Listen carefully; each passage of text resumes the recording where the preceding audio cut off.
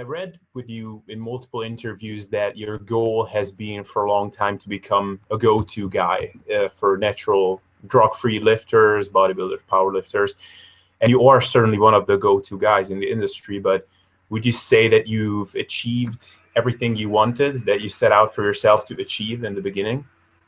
That's a good question. I think first I'd want to preface it with I think I have a relatively strong ego that drives me to like achieve things, but I also recognize that no matter really what we're told, I don't think achievement is really what makes people happy. It'll keep you going, and it'll be a good thing if you achieve positive things for yourself and for others. But I try to keep myself grounded and going back to is this making a positive contribution? Is this helping my community, my team, etc. But it's always going to be there that I want to be the man kind of thing. I think that's just part of who I am, and I accept that. And no, I'd probably say I haven't achieved that. I'm not sure I ever will achieve that, just because in many ways it's like bodybuilding. There's no defense. It's not like there's not going to be some awesome people who come up. Like, I mean, there's Alan Aragons, there's Lyle McDonald's, there's Greg Knuckles, there's a lot of great people doing a lot of great things who are putting out awesome content, and some of them I'm just like blown away by their knowledge, their skill, their writing ability, or if they're on a different medium, their ability to present. So I think I found a good pace and a good area to contribute for myself, and I think I keep it pretty targeted, and I think I do a good job of giving practical information to the the drug-free community. And it's a small community, but I think we can definitely, especially as a team as a whole, probably improve our reach and get more information out to more people. So I would say no is the answer to your question. We haven't achieved that yet. And speaking of contribution and giving out information, one thing that I've noticed in your work, and it seems to be like some kind of a mission or statement or something, but correct me if I'm wrong, is that you're just putting out so much information for free and so much valuable information that I know for sure that other people, even with integrity, would ask a lot of money for. So kind of, is there a philosophy behind it, or that's just how you roll? Yeah, I think well, I think for one is that I've seen a lot of success with that, and I'll get to that in a second. But it is sort of just how I roll. Like I think information should be available, and I think good information should be available. That's kind of the spirit of science. That's kind of the spirit of 3D Muscle Journey, of us trying to support the community. And if people, and I think that does lead to success. I think, for example, I know some coaches will play their cards very close to their chest. Like, they won't want to answer certain questions. They won't want to get out there too much. They want to kind of keep the secrets for themselves. And I think a lot of the times it's almost based on insecurity. Like, even if I could give someone all the information and they could memorize it that I know, that still wouldn't make them me. Like, the ability to put the information together, make the right decisions in certain situations, understand what that means in the context of other things, and gather more information and then present it. Like, not to sound cocky, but I'm very confident in my ability to do what I do, that it's relatively unique. And it's not just a collection of bulleted items, So I think sometimes people are motivated to, I've got to monetize that, or I need to put value to it, or I've got to hide that away just for my subscribers. Not just by monetary reasons, which is very understandable, but more so because they think they can't give away all the secrets, and all we've ever seen with 3D Muscle Journey is that the more good information we put out, the more people come to us. And, we've gotten to a point where we have as many clients as we want or can want at any time. We're a Facebook post or an Instagram post or a video away from saying, hey, we're taking on clients, to being much more fuller than we want. So it has been a successful strategy.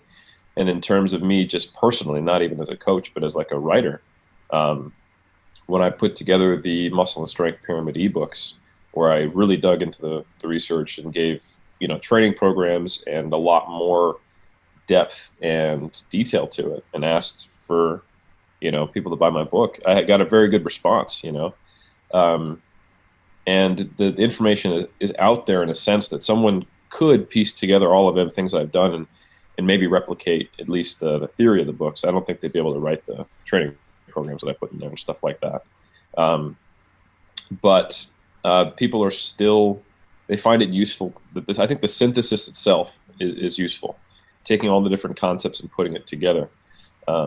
And, for example, taking the actual research articles I wrote, the review articles on evidence-based recommendations for natural bodybuilding that I wrote with Peter Fitchen and Alan Aragon, and the training one that we included Brad Schoenfeld on. Like, those pretty much tell you the building blocks of what a program would look like. But that kind of crossing the bridge from science to practice is also something that a lot of people struggle with. And I think I'm fortunate in that I started as a coach, started as a trainer and an athlete, and then bridged to science. You'll see that sometimes when people start in either realm individually, that they have trouble bridging the other way, and they can't quite incorporate either the best science or make a useful program out of it. Yeah, actually, so two quick comments off of that. One is, I think when you put together the nutrition and training pyramids, I think dozens of fitness personalities probably went like, damn it, like that was gonna be my next product. Like, and he just puts it out in a YouTube video, for everybody to see. And but that's kind of a funny comment. But the second one is, it's interesting because there's always kind of two lines of thought on this: how much can we put out for free, and what should be monetized. And there is also the rationale that people value something more if it's asked money for. So and I could see that as well, but at the same time, I think, like you said, it's probably, I would agree that probably it's better to operate from a mindset of abundance versus scarcity. And Yeah. And it's very difficult to establish yourself if you are, and I'll go really mainstream here and talk about Gary Vaynerchuk. He talks about jab, jab, jab, jab, hook. And the idea there is that you give value, value, value, value, and then you ask. You say, hey, I have to pay my bills. Would you be willing to take this one product and purchase it? And of course, you have to have that make sense in your whatever industry you're in. And come from a very genuine place of, I'm trying to make this a better place. I have a mission statement. I'm trying to fulfill that. I'm not just about the bottom line, which is always where I've come from and where we've come from. And I think there's nothing wrong with people who take in a strategy where a lot of their stuff is monetized and they are asking for you to pay for it. I mean, that's just the way our society works. We need money to live. That's basically how I tell you I value what you're doing, as if I pay for it. And some people, especially very young people who don't really have to support themselves yet, or have a family, or have bills or student loans, etc., don't always understand that. I remember when I was like a teenager, I'd be like, oh yeah, my buddy works at the frozen yogurt shop. He's going to hook us up, and that's just kind of the mindset I'm in, right? And that's okay when you live at home and your buddy's just an employee or whatever. But I've had people in my life be like, hey, can you hook me up with a book? Or hey, can you hook me up with coaching? And I'm kind of going, I'm not really hooking you up. I'm actually just giving you money because I'm the business owner now, not my own employee. And the friends who do get it are the ones who wouldn't let me give them, my book for free, or who would want to pay me for coaching because they want to have that value transaction, really. But anyway, I kind of got off topic, but the point is that when you operate from a position of always trying to monetize things, it's hard to actually get the exposure to be able to get people to actually purchase it. So you kind of have to think about where you're at in your career. Like,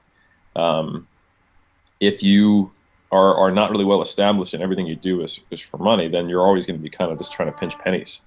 But if you can get yourself a relative amount of exposure before then you say, hey, and I would actually like to sell something or sell a service, then because you're operating from that place of abundance, you can actually cash in and make a decent amount of money from that. So I think people just need to be strategic about it from the business side of things. Right. And just because how you mentioned your experiences, how this worked out with 3D Muscle Journey, that reminded me that I follow 3D Muscle Journey's YouTube channel, and I watch a lot of your content, and it's kind of funny, like it's almost like a fitness Avengers team. It's like almost this super team of kind of very different personalities and individuals, and like makes up this beautiful team. And what would you say is like the Eric Helms like what makes you world class or a top player in this sphere? What would you say?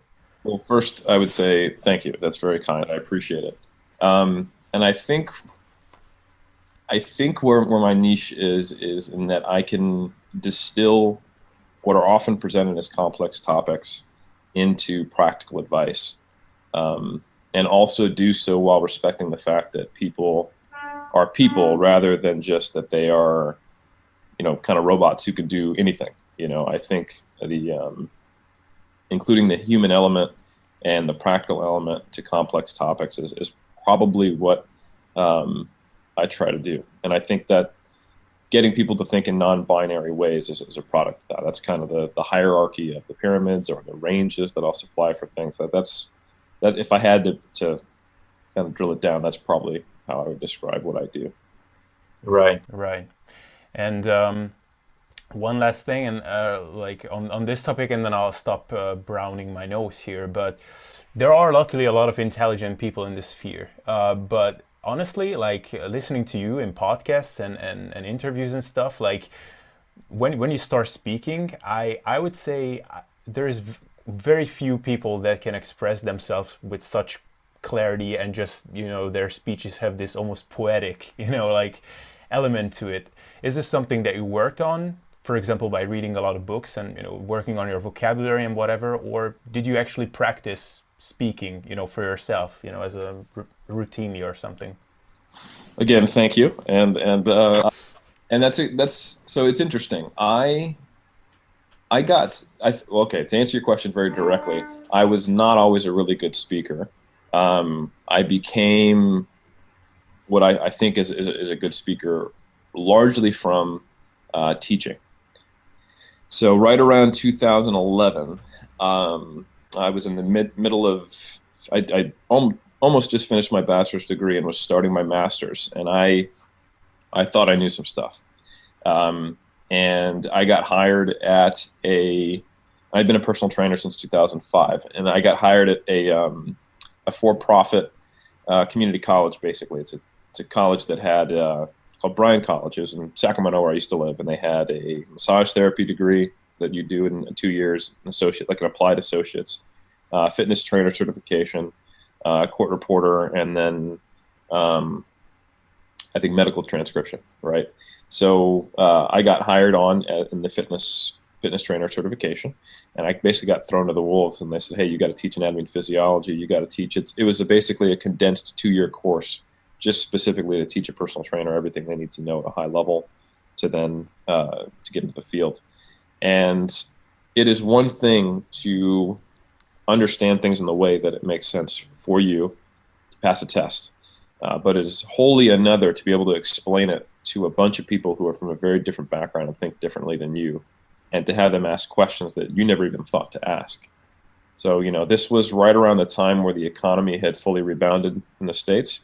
So I had people who were 18 and decided that traditional college education wasn't working for them, and I had people who were 45, and the blue collar job they had was gone. Like the company was closed, or the factory laid off all the workers, or whatever, and they decided, I do love working out. I need to reskill myself and become a personal trainer. So I've got to teach people who just got out of high school but are, 10 years younger than me, and I've also got to teach people who are, changing career and are 10 to 20 years older than me, and haven't been in high school for a long time, or never went to college at all, and that was a really intimidating initially, but eventually a transformative experience. I was going through my master's, learning the theory, teaching it to others in ways that I'd never had thought about it, while then implementing concepts into coaching. So I was having to do full-time coaching. at the time with 3D Muscle Journey, and I was trying to save money. That's why I was teaching and coaching to eventually go to New Zealand, where I am now. And I was teaching 30 hours a week, and that was mostly lecture at the start before I went to like a hybrid format. But so for 6 to 8 months, I was, 5 hours, 6 hours, 5 days a week, just in there teaching concepts. And it really gave me a much more complete perspective on it. I think that, combined with the fact that I am not only relatively extroverted, but I'm also what I would describe as an external processor. Like when I teach, when I explain things, when I talk about them, I normally get new insights as I'm saying it. So it is very much kind of free form thinking out loud. So yeah, I do a lot of reading as well, and maybe that's influenced my vocabulary, but I think I'm kind of a natural speaker. And then that combined with the experience of teaching is probably what you're describing. And I'm glad it comes off so well. That's a relief to hear. Do you have like you read a lot of science and studies and stuff? Do you have like a routinely time of the day that you dedicate to reading? Because sometimes I wonder, like, how do you come up with these cool research stuff like science of motivation and things like that? Yeah, so couple of different ways. So in the course of doing my master's and my PhD, you just have to read everything on the topic, right? So, and I'm also someone who has tried to tackle relatively large topics for my master's, my PhD. So my master's was basically manipulating macronutrients and specifically protein for dieting strength athletes and bodybuilders. That's a lot, Yeah. And now for my PhD, it's auto-regulating strength training. And that's a lot too. It sounds like, oh, he's doing RPE, but really it's like I've been reading stuff about like HRV, overtraining theory, periodization and regulation of training in general, the whole theory behind undulating and, and then if you read about periodization theory, you have to think about, okay, well, so why are we periodizing in the first place? Okay, how does hypertrophy contribute to strength and vice versa, all this stuff. So the process of doing a research degree definitely forces you to stay in the literature and consider things and go back to the roots and think of, basically questioning everything. So that's one. Another thing was just I came up in kind of the debating culture of the forums. That was where I really kind of first cut my chops, and I was watching guys like Alan Aragon and Lane Norton and Lyle McDonald, argue with each other from 2005 to like 2011 when I was on the forums. And, I wish they still did that. oh, they do on Facebook now. That's where you got to be. So yeah. So yeah. So and then same thing on Facebook. And while I don't engage as much as I used to, I think I spend more time taking the fruits of that labor and making content for more people. I think that really got me to be a skeptic, a critical thinker, and to get an idea of what are the things that the culture is concerned with, like, and what are the issues that we have. So the way I kind of see the people I speak to, it's largely people who are very dedicated, but also tend to be pretty obsessive. And that kind of double-edged sword is where I'm always coming at. So this is what feeds their progress, and this is what where they can take it too far. So like the science of motivation, for example, is an example of me not just cutting on this side of the blade, but going to the other side and going, right, how do you take it too far if you get too focused on the outcome, and then the other side is pretty easy, like, how do I optimize training? How do I optimize nutrition? And then it's, yeah, but optimize it in the context of, being a healthy human who is happy. So that's kind of where my conceptual process goes. The actual practical day-to-day stuff, I do a few things. Obviously, if I was to just focus on auto-regulation right now, I would start losing things that I've spent years, learning. So what I'll often do is I have just a text-to-speech app on my phone, and when I commute, I listen to a study. Unless I'm in the car with my wife, she doesn't want me to listen to frickin', a computer voice talking about protein synthesis or something like that. And we also keep up to date on a lot of things via the work of others. So, for example, 3DMJ has a subscription to Alan Aragon's research review. I check out Brett Contreras' strength conditioning research. I read Greg Nuckols' studies. or rather his articles. I stay up to date with bodyrecomposition.com. Like, I'm definitely a fan of my peers who do the same thing I do, because they often have unique insights that I don't. So I think the fact that it's all of our jobs, to stay up on this stuff is very helpful. I also go to conferences, and I don't just go to conferences and speak and then leave. Like, I went to the NSCA conference and I watched, Brad Schoenfeld's talk, and Bill Campbell, and Dan Baker, and a lot of people who are, in the field. And so I definitely keep my continuing education going. I think that's very important. I'm very much open to the perspectives of others, a select few that I think are really onto something. And then, in the course of my schooling, and then also in the course of keeping my ear to the ground to get a feel for whatever one is interested in and what drives their psyche. And then just on a practical level, I sneak in the studies when I'm, not doing work for my PhD. Right. Oh, and actually, more importantly than all that, it's my job to keep the 3DMJ team up to date.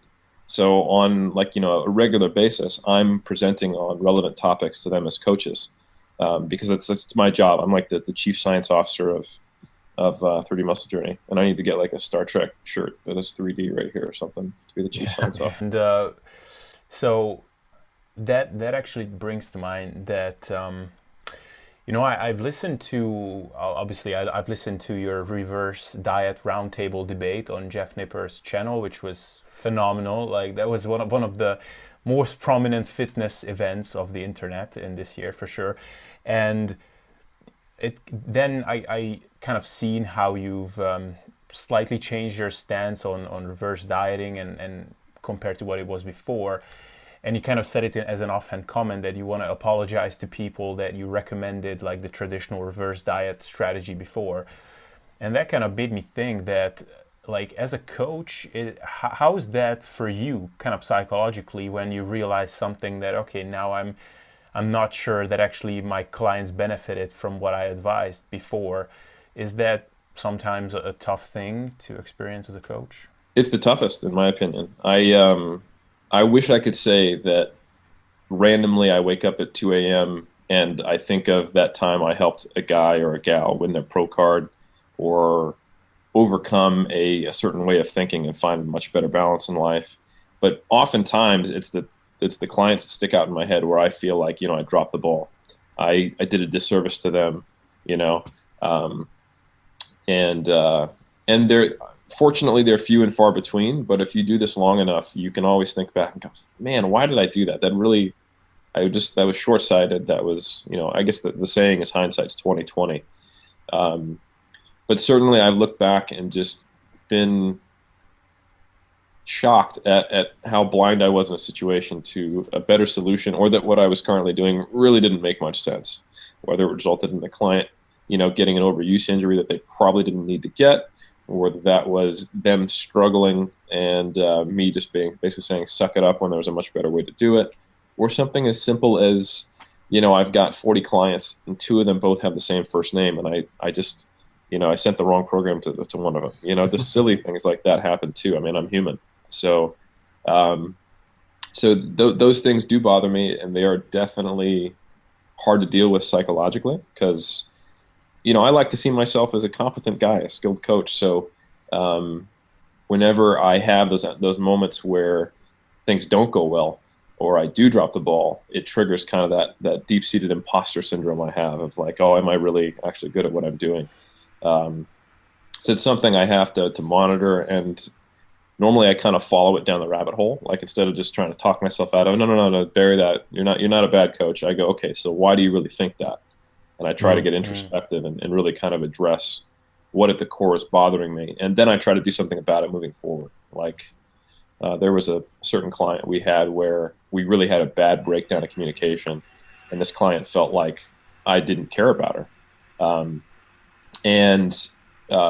Surely communication's a two-way street.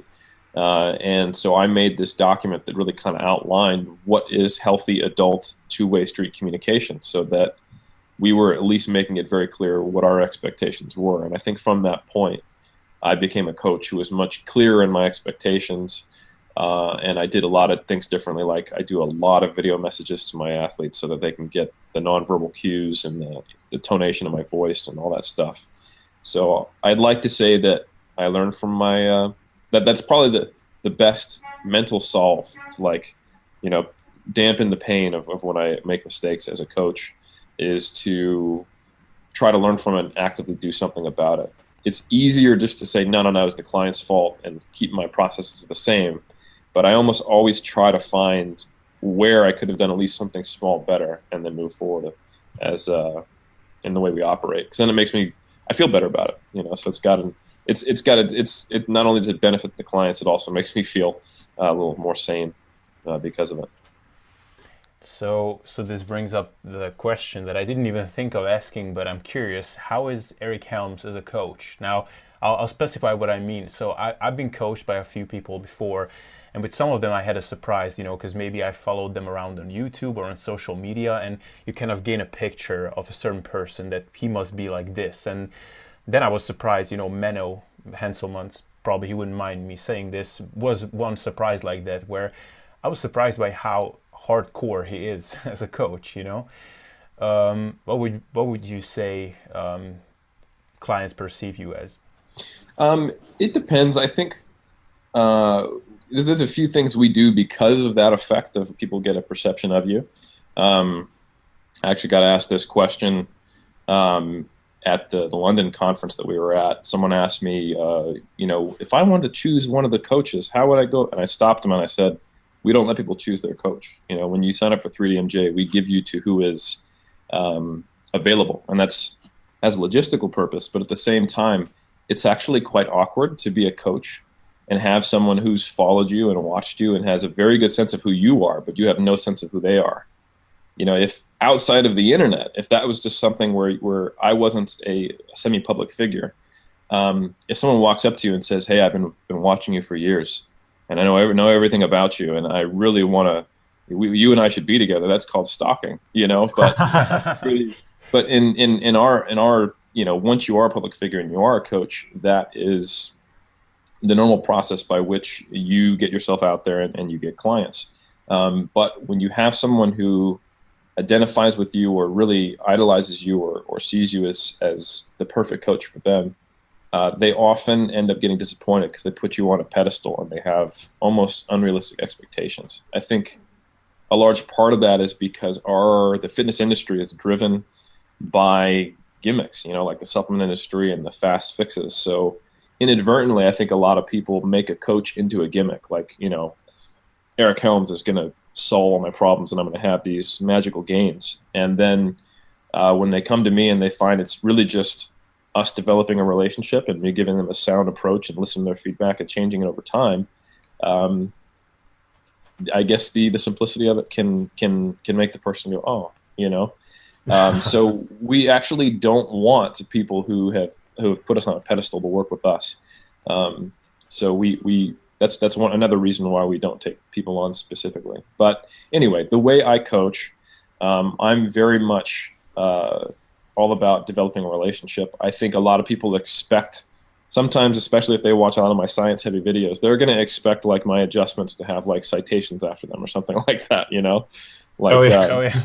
you know, a lot. Or motivational speech with gladiator music. Right, you know, that could potentially be it too, depending on what of my content they've watched. But they might expect very, very science-heavy content from me on a one-to-one basis. And the reality is that while science informs the way I program nutrition and training, for the most part, coaching is an art that is really just about, you know, finding a nice balance between two people and building a strong relationship and good communication. So a lot of the times I will get people who are very analytical, science-focused, OCD obsessive, and it's me trying to talk them out of things and realize that those things aren't nearly as important as they thought they were. And they were expecting you know, me to feed it almost, to be like, yeah, we can find the most optimal program. And most of the time I'm like, hey dude, this is crazy. When's the last time you went out to dinner with your wife? You know, kind of thing. So I sometimes surprise people like that, depending on what of my content they're drawn to. But to more generally answer your question, you know, the way I coach is I see myself as a facilitator to their progress, and an unbiased but compassionate opinion that I can always give them. I'm always very honest. I think sometimes people are surprised that I will, without hesitation, bring up things that I see as issues, but I try not to judge them in the process. Right. I can't tell you how many times I've had a conversation with someone where I recommend that they go see a eating disorder specialist, and that's the first time someone's actually had the courage enough to say that to them. Just as an example, not always. That's not like every single time, but that's something that I am very willing to do because I've seen what happens when you're unwilling to do it as a coach, and things can fester and get out of control. So, yeah, I hope that answers your question. No, it makes perfect sense. So sign me up. No, I'm just kidding. But so I want to continue on this theme of kind of mindset and that kind of stuff. But I'd like to geek out a little bit on some fitness stuff, because it would be a waste if I didn't pick your brain on that stuff. So we mentioned reverse dieting, so we might as well stay on the topic of metabolism a little bit. So in your team, 3D Muscle Journey, there is this gentleman called Alberto Nunez. And kind of on the theme of metabolic capacity and how metabolism can be trained and all that kind of stuff, he is one figure whose name is mentioned a lot because, people watch his YouTube videos and it seems like he's eating the amount of food that would be like a dreamer bulk for most people. And you as a friend of his, as a colleague, I'm sure you've talked about this kind of stuff. Is it just so happens that he has like a freakishly high metabolism and there's nothing really trainable about that, or what's the deal there? No, I don't think your metabolism is, well, I mean, it is trainable to a degree, but it's within your own capacity to vary, and I'm not 100% comfortable. Like, I've been using the verbiage more and more as saying someone's total energy expenditure. Because when you say metabolism, it almost sounds like you're implying it's something to do with their BMR. And while that might be a part of it, I think probably the biggest variation between individuals, especially at the same body weight and activity level, is probably their NEAT, their non-exercise activity thermogenesis, which is more complicated than we give it credit. A lot of that has to do with intrinsic properties that you can't change, or subconscious physical activity, or little things like posture and just tiny movements that add up over the course of the days. They really are not malleable. It's not just like, oh, you're sedentary and he's not. I mean, sometimes you can have somebody who works a physical job but still burns less calories than another guy. So anyway, you're going to have a finite amount of adaptation that you can swing up when you're overfeeding and down. I'll use myself as an example. I have maintained roughly 210 pounds on like 3,300 calories, which is reasonable, not that high. And then to diet down towards the end with doing 5 weight training days and cardio daily, burning maybe 400 calories on average per session. And if you average out my low and high days throughout the week, 1,800 calories to lose half a pound a week at about 185 pounds, which is very low. That if you were to just enter those stats into a like TDE predictor, that would put me probably 1,000, 1,200 somewhere in there below what you would expect on paper. While the 3,300 when I'm not dieting is basically, right in maybe the lower quadrant, not even a full standard deviation lower than the mean, Yeah. So yeah, that's an example of me. So I can adapt down a whole lot.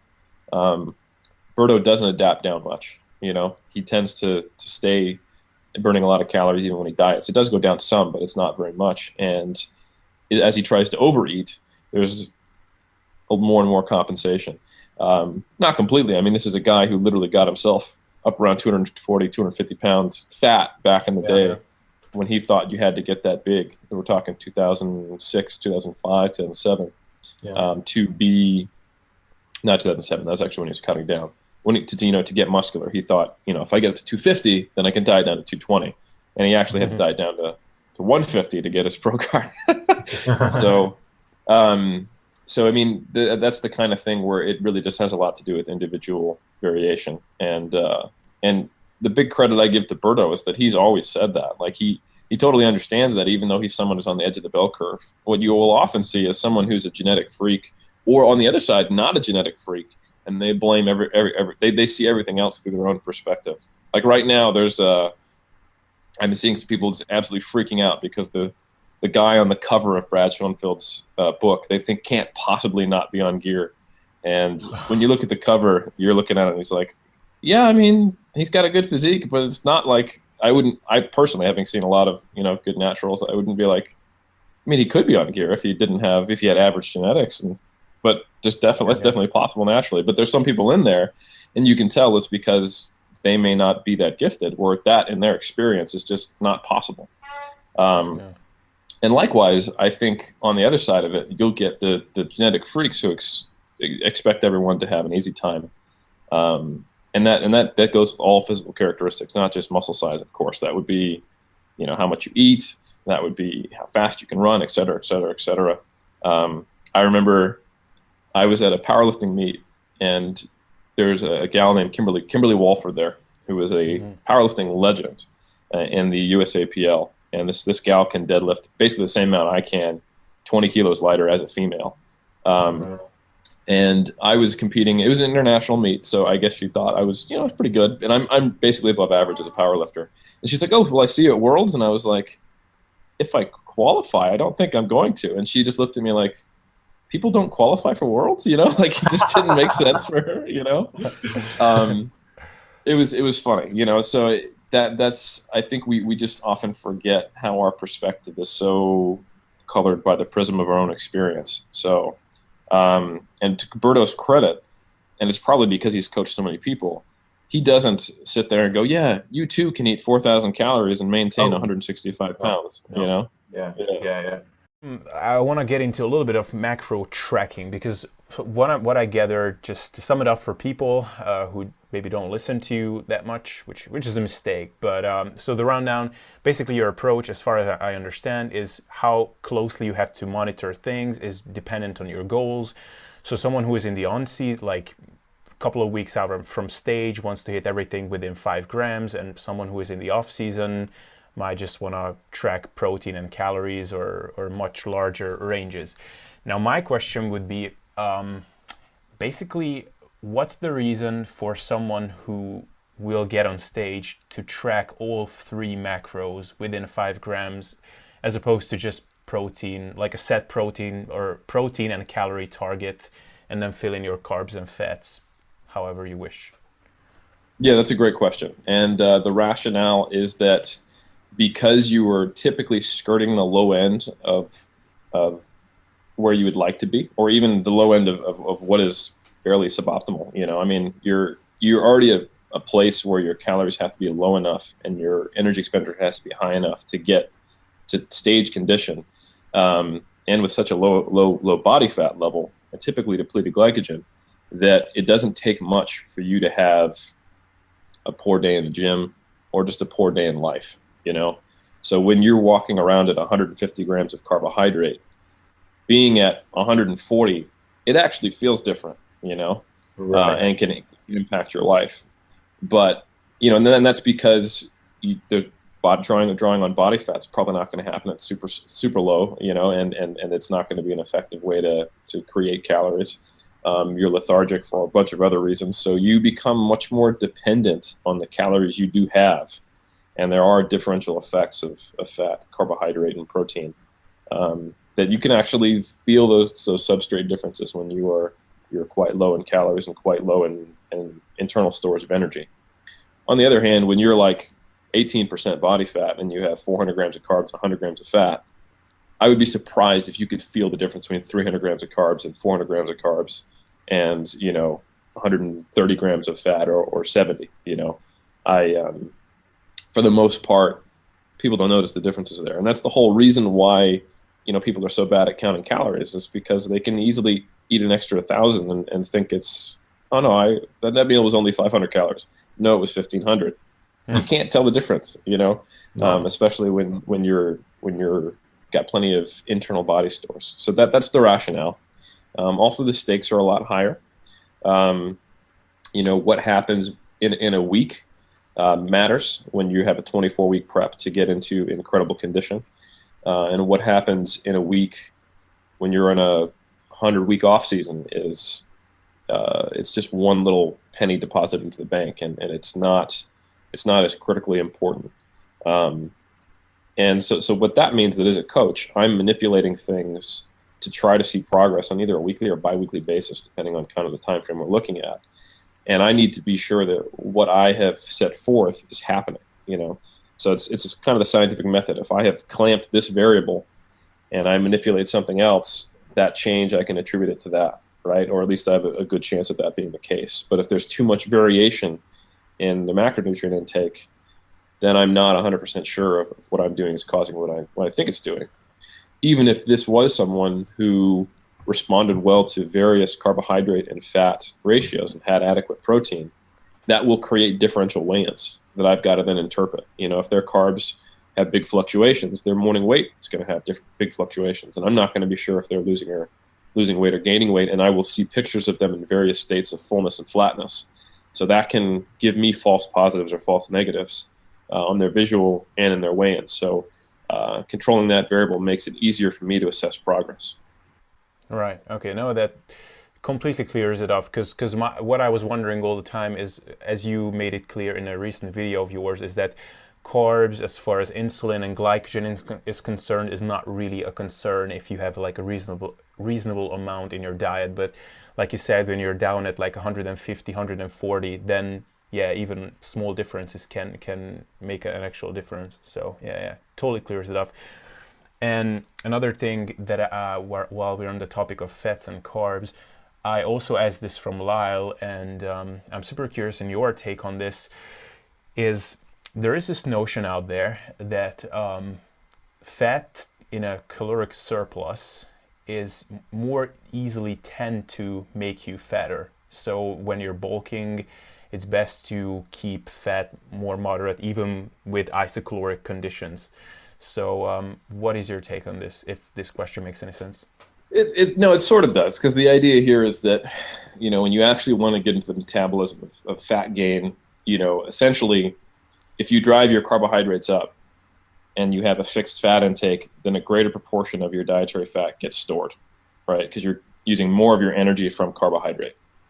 Hopefully that makes sense to those listening, right? Yeah. So if you are at fixed calories, or let's not even say fixed calories, it's easier to understand this way. Like if you are at maintenance and you're eating 200 grams of carbs and 60 grams of fat, some proportion of those 60 grams of fat is getting stored as body fat, and then you're burning off fat in the later part of the day for a net balance.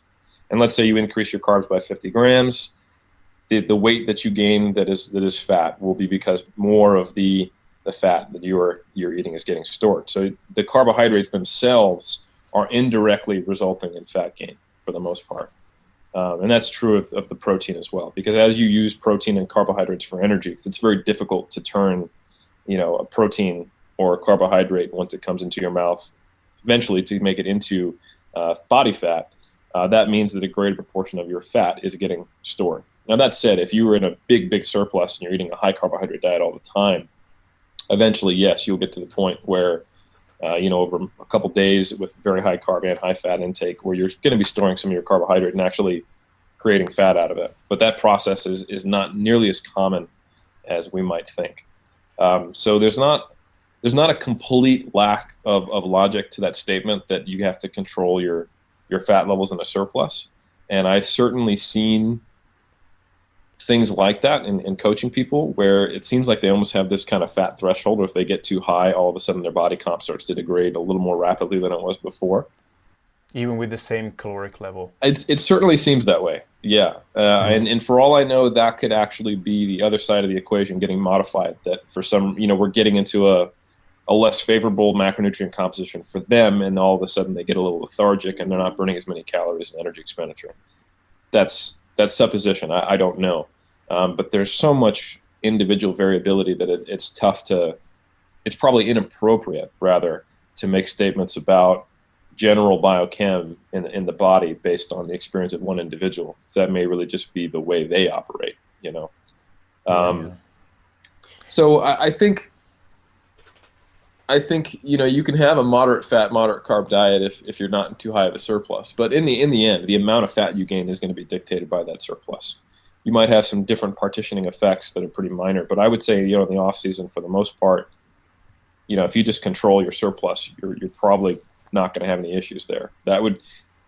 So I'm giving a little bit of credence to that idea, but saying, you know, it's not going to break thermodynamics. Like if you're on a high fat diet, but you're only in a 100-calorie surplus, you're not going to gain a pound of fat a week, you know?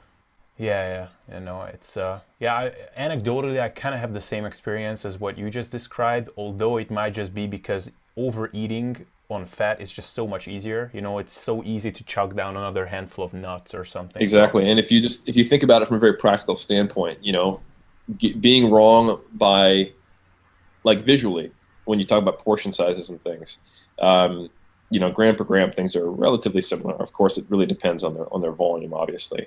But you're off by 10 grams of carbs, that's 40 calories. You know, you're off by 10 grams of fat, that's 90 calories. So the consequence for making similar errors are higher when you're focusing a lot on fat intake. So that could be a huge part of it. It's more than twice the consequence when you think about it calorically. So I think that may be a huge part of it, and it may be not a biochem thing, but rather just a practical application of tracking.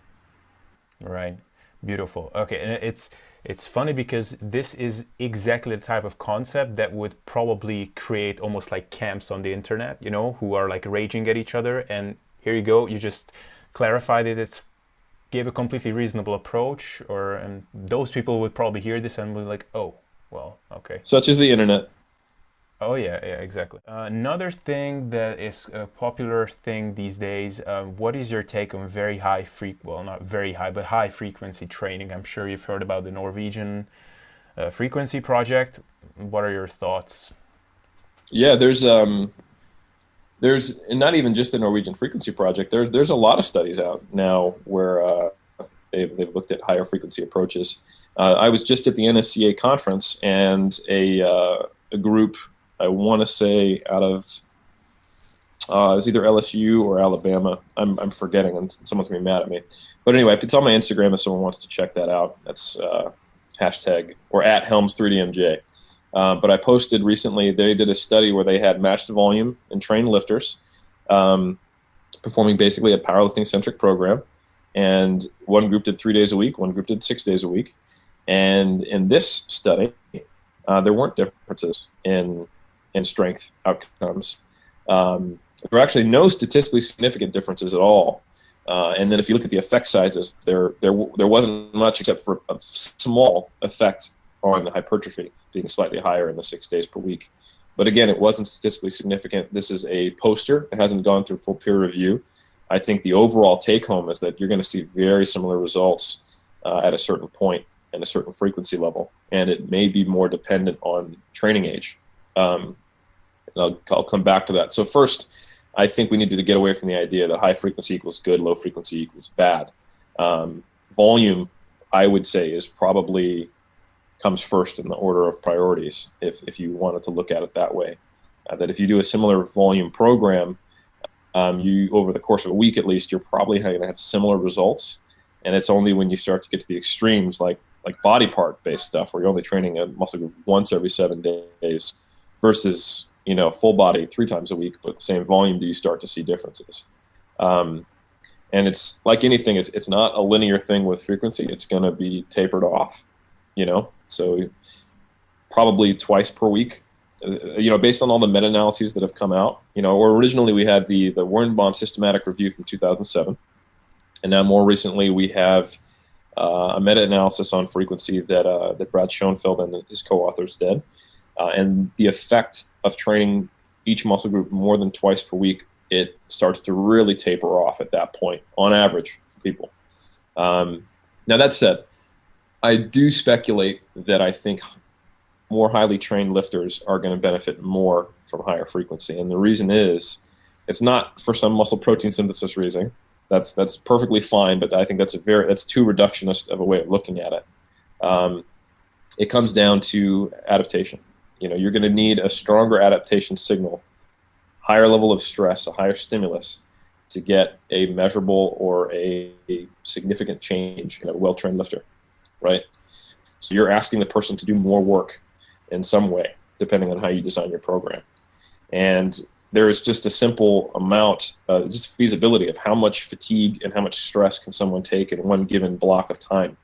So if you're asking someone to do a full body session with 70 reps per body part at a high RPE, that's going to be, a 3-hour session, first of all. And then as you get into the last, hour and a half of that session, you're going to see every set getting of a lower and lower quality, both in terms of technical skill, the load you're able to use, the reps you're able to achieve, and the mental stress that it takes to do it, and the physical stress incurred. So it makes just simply more sense to be able to go, right, I don't want to do 70 reps per body part in that one. Let's do 35, and then we'll come in 2 days later and do it again. So it's really more just an organization thing in my mind, is that as you become an advanced lifter, more total work or more total stress, probably a better way to put it, is required. It makes more sense to split that stress up over the week, get an 8-hour chunk of sleeping in there, a couple extra meals before you come back in, and break it up mentally so that it's not as stressful to do it. So I think that is the reason why you will tend to see higher frequency programs becoming more important as one's training age advances. But for the average person listening, if you are been lifting anywhere from 6 months to probably 2 years, training each muscle group 2 to 3 times per week, going beyond that is not going to provide any benefit. And if you go beyond that and increase your volume, it would probably be harmful. Okay. And if you don't increase your volume but go beyond that, would there be any downside? No, I don't think so. No.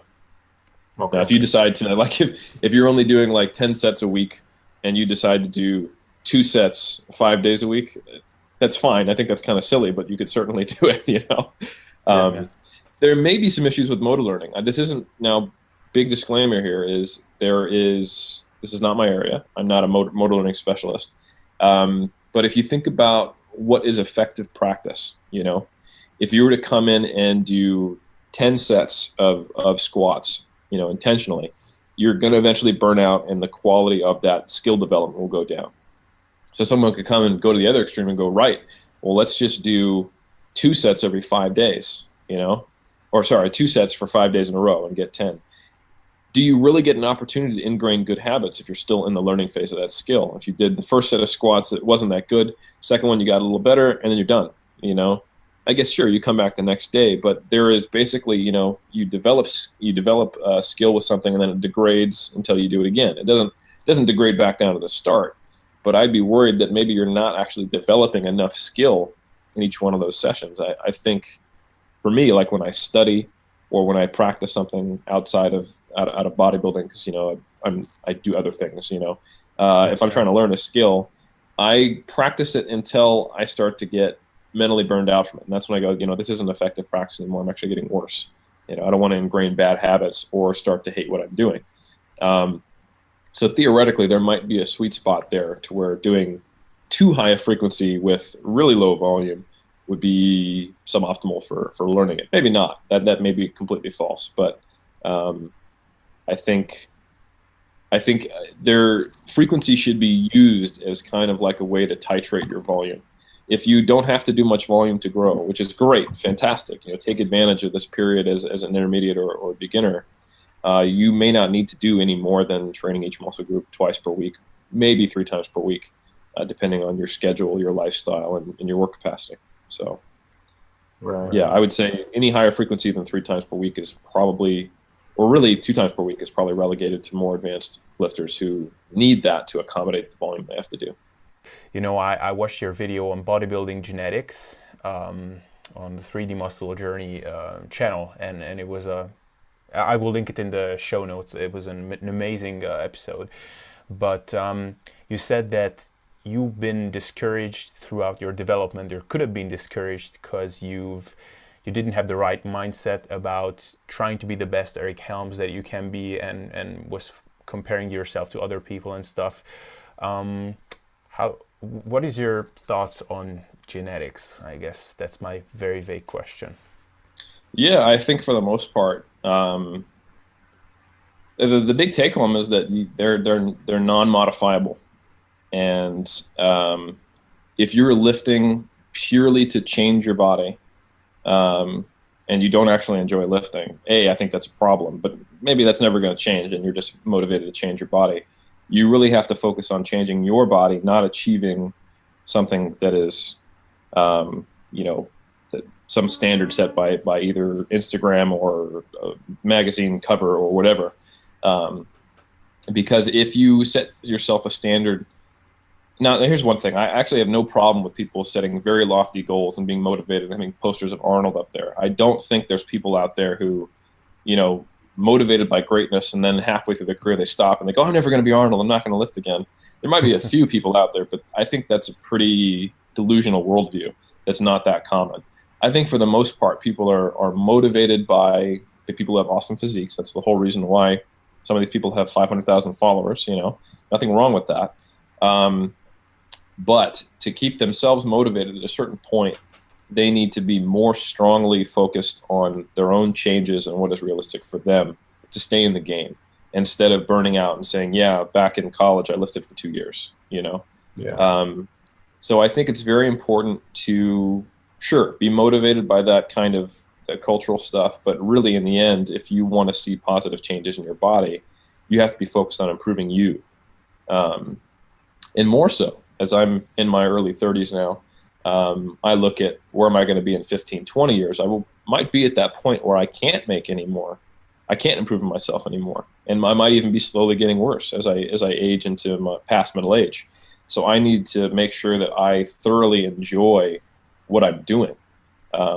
Because it really makes no sense for when you're at most need in your life as an older person to stop training because you can't progress anymore. Right? That's when you actually need to keep training, is to keep yourself alive and healthy and keep your quality of life as high as possible as you age. So I think it's very important. I kind of present the idea of like a 3-layered cake of your basis, and you may not be there now. I know I wasn't. You may not be there initially with kind of having a strong foundation of loving the process, but that's where you eventually want to get to, of just truly enjoying working out, loving working out to work out, even if you don't have a PR that session, even if you've had maybe 3 months where you're not necessarily progressing, even though you're trying and you're liking the fight, you have to enjoy the process. Then above that, a good healthy chunk can be improving myself, and then from there it can be some type of external goal. If you're a competitor, that could be winning a show, winning a pro card, winning a world title. If you're not a competitor and you are just simply looking to improve yourself, it could be, I'm trying to look more like, choose your superstar who's actually a reasonable kind of goal for you, or I want to get X bench press, X squat, or X number of inch arms, whatever. Because that may or may not be attainable. That is a finite, specific goal. Like I've been trying to squat 500 pounds for a few years. I'm probably going to get there, but if I don't, do I really stop training and you go, screw it, I only squatted 496. I'm never going to, train again. It just doesn't make sense. Yeah, and this kind of dovetails into the idea of longevity, which Jeff Alberts, who someday I'll try to get him on the podcast, because I just love his take on kind of the long haul. But with that said, if you could go back to the time when you were maybe 2-3 years into your lifting career, so typical intermediate kind of trainee, what would you tell yourself as like some advice?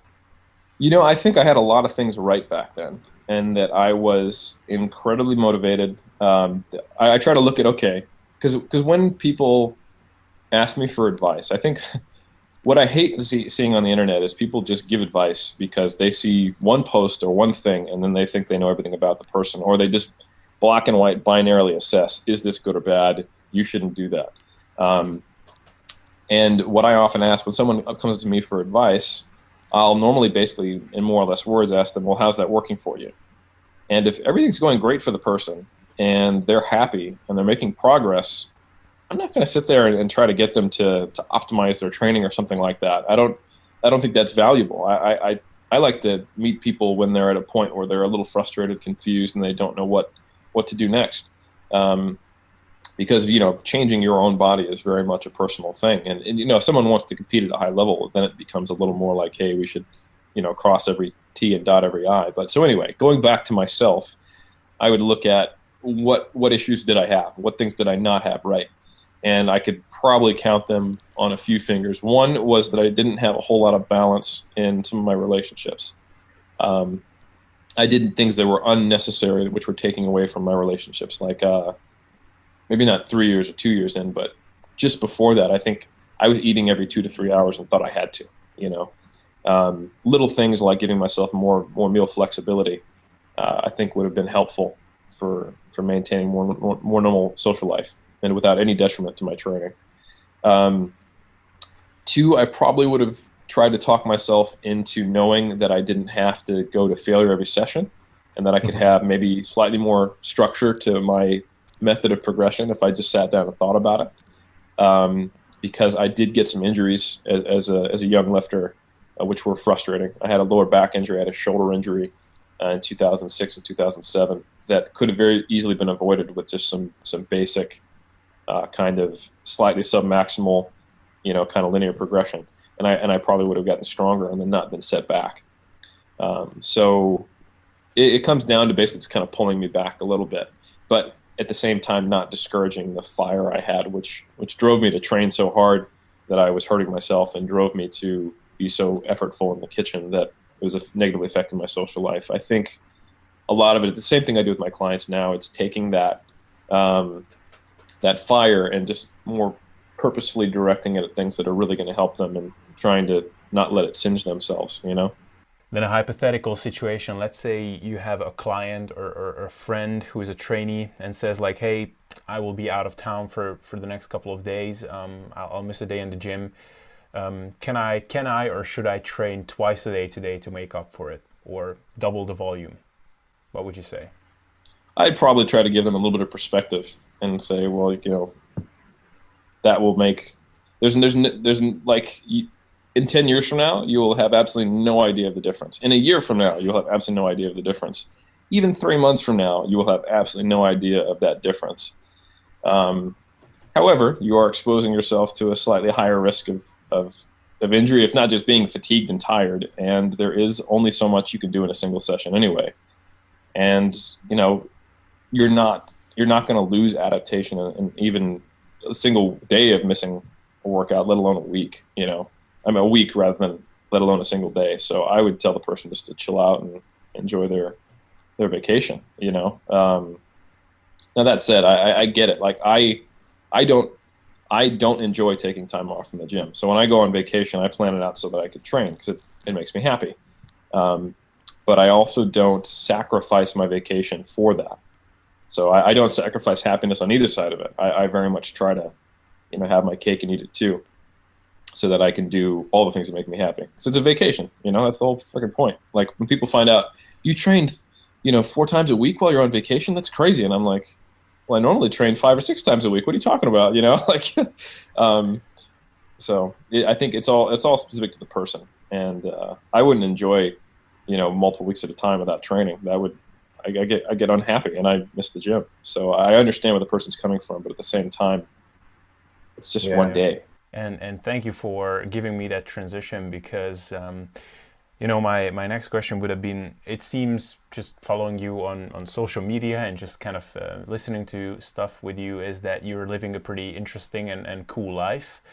And I'm sure you agree that being as strong and big as we can be is one good thing that we can do in this life, but it's not the only thing that we can do in this life. So what is now your philosophy on kind of balancing the two together in general? Because we want to be as jacked as possible, but also live as rich of a life as possible. Yeah, definitely. I think I am very much a bodybuilder and a powerlifter at heart. I've been, I did my first meet in 2006 and my first show in 2007, and I've always wanted to be on the platform, on stage, competing, successful. And that's very much been a strong motivator to me to train and live my life in a certain way. But I very much think of things in priorities. I don't think of things in black and white, and I don't think that's useful. So yeah, I have a lot of things I enjoy doing that aren't lifting weights or eating food. Like I have friends. I have a beautiful wife who I've lost a relationship with. I read science fiction. I play games. I travel. A lot of times I'm traveling to talk about bodybuilding, but I really enjoy human connection. And so, yeah, I try to fill my life with that. And it's really not that hard in my mind to tick all of the big picture boxes, even in the oddest circumstances if I have to do a whole bunch of work for my PhD and do a bunch of writing and travel. Like for example, my travel training schedule, I'll normally work it into my block of training, is where I make that a deload week or a light week, or where it's just not critically as important that I'm in the gym as much, because it works with whatever my training plan is. And if it means I can only train 2 or 3 times per week, then I know there's going to be higher volume, full body sessions. And I focus on things like, eating. Typically on vacation, I struggle to eat enough. So I end up having larger amounts of food at each meal, because I know I'll only be out getting food twice or something like that, maybe 3 times, and then I'll just pack protein bars or protein powder and just keep myself kind of at a minimum threshold that's appropriate. So I mean, basically, when I'm on vacation or when I'm really under the gun, I tick boxes as in was total volume completed in the week, regardless of the frequency or how I did it. That's training, right? For nutrition, currently it's, am I not losing weight? Okay, mission accomplished.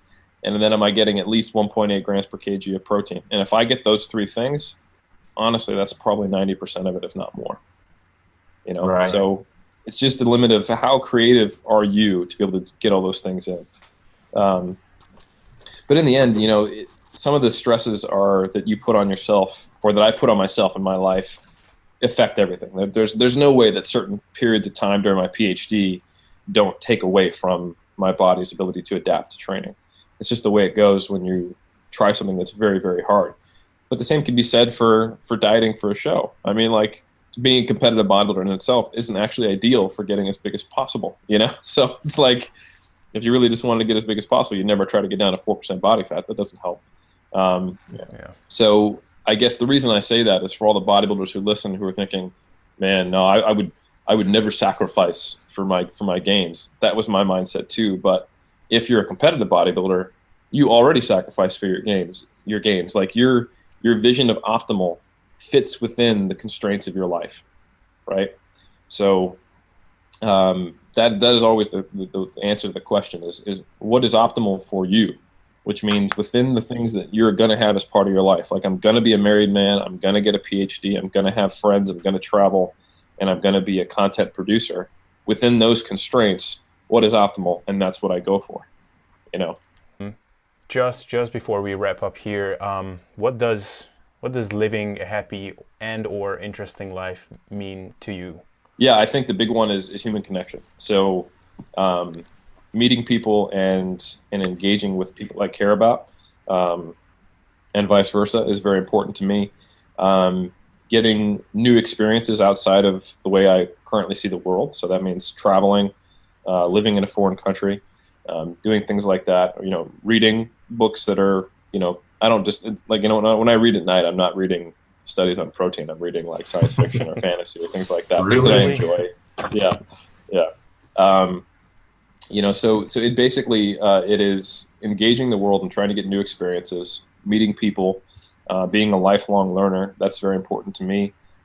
Traveling, and, trying to not be a static person, like growing emotionally, I think, is something that I'm always trying to do. And probably more important than all of that is making a positive, meaningful contribution to the world in the way that I can. I mean, not that bodybuilding is the world. It really isn't, but it's something that people do. And if I can make people healthier and happier, or help them to be healthier and happier in their lives while doing it, then that's kind of mission accomplished for me. So. Awesome, Eric. My very last question to you is, have you had any kind of concept, idea that you picked up anywhere, in a book, in a podcast, in a YouTube video, anywhere, that you just made you go like, oh shit, like that's powerful. Like I'm gonna implement that. Yeah, to be honest, it's something I don't actually remember where it came from. I think I've credited myself, but it probably did not come from me. And it was years ago.